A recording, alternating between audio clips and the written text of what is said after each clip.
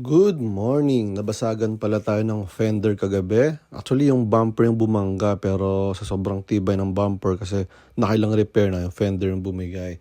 So, ito yung gawin natin this morning.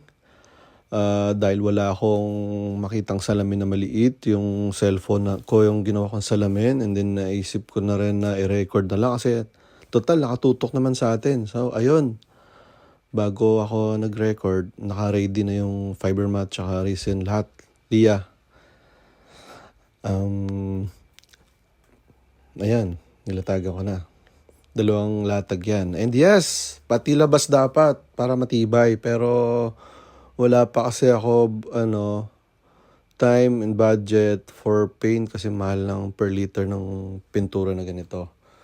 Tapos para hindi na rin lumaki. Kaya inuna ko muna yung likod. Pero pag papintura ako, yes. Gagrinder ko or lihain. Ipa-fiber ko rin yung harap para matibay. And then yan. Hirap talaga maintain ng fiberglass. One miss you die talaga. Isang mali, basag. Yes, Makati. Oo, Makati siya. Pero wala eh. Masyado makapal yung gloves na nabili ko so hindi ako komportable. So ayan, okay na siya. Pwede na muna pang samantagal. So happy Sunday.